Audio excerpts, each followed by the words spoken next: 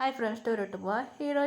Hero ജിമ്മിൻ മയങ്ങി വീണായിരുന്നു. ജിമ്മിൻ്റെ ചേട്ടൻ ഓടി വന്ന്, എടാ ബോസ്, ഇവനൊക്കെ എങ്ങനെ അറിഞ്ഞു സർ? അത് അത് അറിയില്ല സർ, ഷോയും ഫോൺ വെച്ചിട്ട് വന്നതാണ്. അങ്ങനെ അതെ, ജിമ്മിൻ്റെ ചേട്ടാ ജിന്നാണ്. ജിൻ ഓടി വന്ന്, എന്താടാ ഇവൻ മയങ്ങി വീണു? ജിന്നിൻ്റെ വൈഫ് ഓടി വന്ന്, ഞാൻ എന്താ എന്ത് പറ്റി? മയങ്ങി വീണുവല്ലോ. അയ്യോ ഇപ്പം എന്താ ചെയ്യുക? ശരി ഓക്കെ. അങ്ങനെ ജിമ്മിൻ്റെ വീട്ടിൽ കൊണ്ടു നിർത്തി. അങ്ങനെ ജിമ്മിൻ കുറച്ച് നേരം കഴിഞ്ഞ് ജിമ്മിൻ കണ്ണു തുറന്നു. ചേട്ടാ നീ ജീവനുണ്ടോ? ഉണ്ടടാ. ചേട്ടാ എന്താ ചെയ്യുന്നത്? ജിമ്മിനോട് പറയാൻ തുടങ്ങി. ഡാ ഞാൻ പറഞ്ഞേക്ക്, ഇവനാണ് ഞങ്ങളെ കൊല്ലാൻ നോക്കിയത്. ഇതൊരു ഗാംബിള്, അതുമാത്രമല്ല ബിസിനസ് മാൻ. ചേട്ടാ നീ ബിസിനസ് മാൻ അല്ലേ? അതെടാ ഞാൻ ബിസിനസ് മാനാണ്. ഞാൻ ജിന്നു പറയാൻ തുടങ്ങി, ഞാനൊരു സീക്രട്ട് മാഫിയാണ്. നല്ല ഹെൽപ്പ് ചെയ്യും. അതുമാത്രമല്ല ഇവനൊക്കെ ഞാൻ മാഫിയൊന്നും അറിയില്ല. അതുമാത്രമല്ല ഇവൻ സീക്രട്ടായി എന്നെ കൊല്ലാൻ നോക്കുന്നത് എൻ്റെ ആൾക്കാർ പറഞ്ഞത്.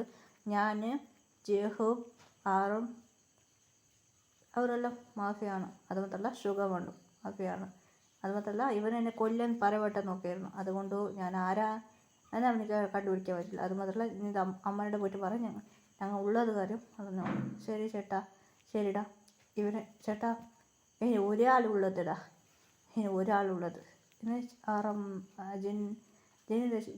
ജിമ്മിൻ്റെ ചേട്ടൻ പറയുന്നത്, ഇനി ഒരാളുള്ളതടാ, ഒരു ബോയ് ഒരു ഗേൾ, അവരെ പിടിച്ചാൽ മതി എനിക്ക് എന്ന് ജിമ്മിനോട് പറഞ്ഞു. ചേട്ടാ ആരാ?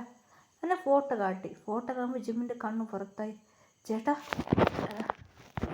ചേട്ടാ എന്താടാ, എന്താ ജിൻ ചോദിച്ചു, എന്താടാ? ചേട്ടാ ഇവർ രണ്ടുപേരും എനിക്കറിയും ചേട്ടാ എന്ന് പറഞ്ഞു. ജിമ്മിനൊക്കെ ഷോക്കായി. എന്താടാ നീ പറഞ്ഞ? ചേട്ടാ ഈ ഗേള് എനിക്കറിയും പോയാറ്. എന്താണ് പറയുന്നത്? ചേട്ടാ ഇവൻ ഞങ്ങൾ കോളേജിൻ്റെ പ്രൊഫസർ ചേട്ടാ. പ്രൊഫസറാ? അതെ ചേട്ടാ. അതുമാത്രമല്ല ചേട്ടാ,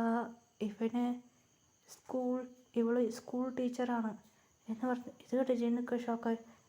ചേട്ടാ ചേട്ടൻ ബേബി അവിടെയാണ് പഠിക്കുന്നത്. ഷൂട്ട്, ഇപ്പം വേറെ വഴിയില്ല. ജിൻ പറയാൻ തുടങ്ങി, എന്നെക്കുറിച്ച് അവൻ ഡീറ്റെയിൽസും കണ്ടുപിടിച്ച് പറ്റില്ല. അല്ലടാ പറഞ്ഞേക്ക്, ബേബിനെ നീ എടുത്തുകൊണ്ടു ഞാൻ പറഞ്ഞ പ്ലേസൊക്കെ പോകുമെന്ന് ജിൻ പറഞ്ഞായിരുന്നു. അങ്ങനെ സ്കൂൾക്ക് പോയിട്ട് ജിമ്മിൻ്റെ കൂടെ ഒരാൾ വന്നായിരുന്നു.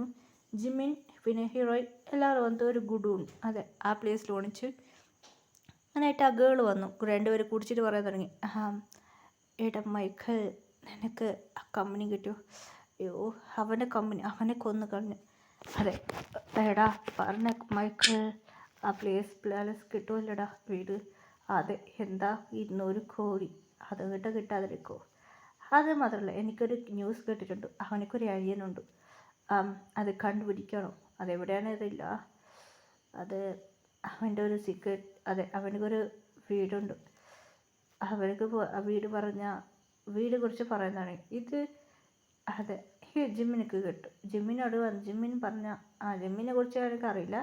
ജിമ്മിനൊക്കെ ടെൻഷനായിരുന്നു, എന്താ എന്നെ കണ്ടുപിടിക്കുമെന്ന്. ജിമ്മിൻ കണ്ടുപിടിക്കാമെന്ന് പറഞ്ഞു. ജിമ്മിൻ അവനെ കണ്ടിരിക്കില്ല. അങ്ങനെ അങ്ങനെ ജിമ്മിന് ഒരു ക്യാമറ വെച്ചിരുന്നു. അതെ അവർ സംസാരിക്കുന്നത് ഒരു കോളേജ് റൂം, അവരുടെ റൂമിലാണ് ജിമ്മിൻ ക്യാമറ വെച്ചത്. അവിടെ ഒരു സംസാരിക്കുക ജിമ്മിനിക്ക് മനസ്സിലായി. ശരി ഓക്കെ പ്ലാൻ ചെയ്യാം. അങ്ങനെ ജിമ്മിൻ പ്ലാൻ ചെയ്തു. ചേട്ടനോട് പറഞ്ഞു. ചേട്ടൻ ഓക്കേടാ. അങ്ങനെയായിട്ട് അവർ രണ്ടുപേരും വന്നു. മൈക്കിൾ മേഘന അവർ രണ്ടുപേരും നടന്നുകൊണ്ട് പോയിരുന്നു. അങ്ങനെ ജിമ്മിൻ അവർ രണ്ടുപേരും പിരിച്ച് അവർക്ക് ബോധം മയക്കം മരുന്ന് കൊടുത്തു. ഒരു സ്ലോ അവരെ രണ്ടുപേരും ബുദ്ധൂന്ന് മയങ്ങി വീണു. ജിമ്മിൻ കിഡ്നാപ്പ് ചെയ്യിച്ച് ജിമ്മിനും കൂടെ ജങ്കൂക്ക് പിടിച്ചുകൊണ്ട് വന്നു. അങ്ങനെ ഒരു ബ്ലാക്ക് കാറിലിട്ടു. നമ്പറില്ലായിരുന്നു. അവരെല്ലാം മാസ്ക് ഇട്ടായിരുന്നു. മാസ്ക് പറഞ്ഞാൽ അതിൽ ആരെന്ന് കണ്ടുപിടിക്കില്ല. അതൊരു കില്ലർ മാസ്ക് മതി. അകത്ത് പോകുമ്പോൾ ഒരു മാർക്ക് വരുമ്പോൾ നമ്പറില്ല. അങ്ങനെയായിട്ട് ആ കാറിലിട്ട് കൊണ്ടുപോയി. അങ്ങനെ അവർ രണ്ടുപേരും കെട്ടിയിട്ട് ചോദിക്കാൻ തുടങ്ങി. ചേട്ടാ ഇവരെ കെട്ടിയിട്ട് കഴിഞ്ഞു, എന്ത് ചെയ്യാം എന്ന് ഞാൻ നോക്കിക്കോളാം എന്ന് പറഞ്ഞു.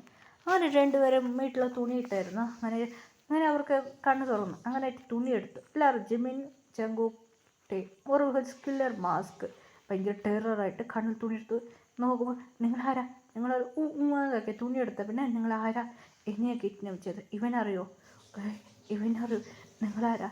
ഇവനെ കൊല്ലാൻ നോക്കിയത്. അങ്ങനെ രണ്ടുപേരും വരാൻ തുടങ്ങി. ജിൻ വരാൻ തുടങ്ങി.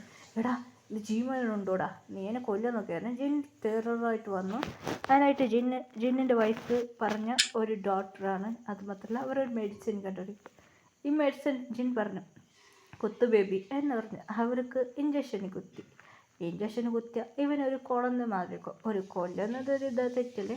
ഈ മരുന്ന് കുത്തി അങ്ങനെ രണ്ടുപേർക്കും ഒരു സത്യം പറയണം, എല്ലാ സത്യം. ഇഞ്ചക്ഷന് കുത്തി അതിനെ റോട്ടിലിട്ട് പോയി അവർ മയങ്ങി വീണാൻ ഹോസ്പിറ്റലിൽ കൊണ്ടുപോകുമ്പോൾ പിന്നെ എല്ലാം വിളിച്ച് ഒരു പ്രാന്ത് പിടിച്ചാൽ മതി അവൻ പറയാൻ തുടങ്ങിയായിരുന്നു. ഡീറ്റെയിൽസ് എല്ലാം പറയുന്നതാണ്. പോലീസ് കുറച്ച് ഡൗട്ട് വന്ന് അങ്ങനെ അവൻ പറഞ്ഞുകൊണ്ട് ആദര ശക്തി മാത്രം അവൻ എന്തെല്ലാം ചെയ്തതല്ല. അങ്ങനെ അവൻ്റെ വീട്ടിൽ പോയിട്ട് കണ്ടുപിടിച്ചതുമ്പോൾ അവനെ പിടിച്ച് ജയിലിലിട്ടു.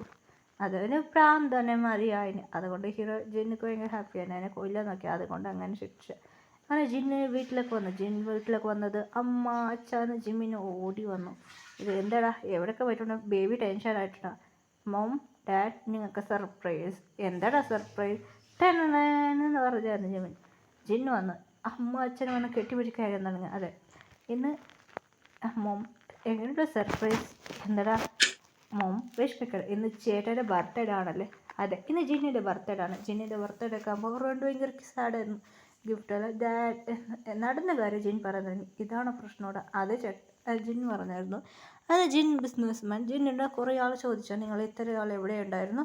ജിൻ പറഞ്ഞു നടന്ന കാര്യമല്ല, എന്നെ കിഡ്നാപ്പ് ചെയ്തായിരുന്നു, അതുകൊണ്ട് എന്ത് സംഭവിച്ചില്ല. ജിൻ ചുമ്മാ പറഞ്ഞായിരുന്നു കിഡ്നാപ്പ് ചെയ്തായിരുന്നു, അതുകൊണ്ട് നിങ്ങൾ അവിടെ നിന്ന് രക്ഷപ്പെട്ട്. പിന്നെ കുറച്ച് മറിഞ്ഞിട്ടുണ്ടായിരുന്നു, അവിടെ ആദരവെല്ലാം കണ്ടുപിടിക്കുമായിരുന്നു. അങ്ങനെ ശരി ഓക്കെ എന്ന് പറഞ്ഞായിരുന്നു. അങ്ങനെ ജിൻ്റെ വീട്ടിലൊക്കെ വന്ന് നോക്കുക ഹീറോയിനെ കണ്ട് ഷോക്കായി. ആരാ ജിമിൻ? ഇത് എൻ്റെ വൈഫാണ് ജിമിൻ പറഞ്ഞു. അങ്ങനെ ഉത്തു നോക്കി ജിമിൻ വൈഫിനെ ഉത്തു നോക്കിയായിരുന്നു. ആ ഇവളാ എന്ന് ഷോക്കായിരുന്നു ജിന്നക്ക്.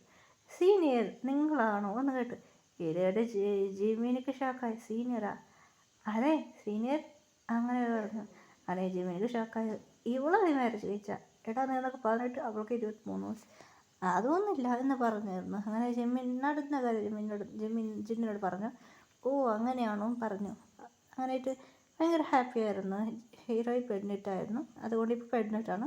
ഇപ്പോൾ ഒരു ബേബിയുണ്ട്, ഒരു ബോയ് ബേബി. ഇപ്പോൾ പ്രഗ്നൻ്റാണ്. അങ്ങനെ ഹോസ്പിറ്റലിൽ കൊണ്ടുപോയത്.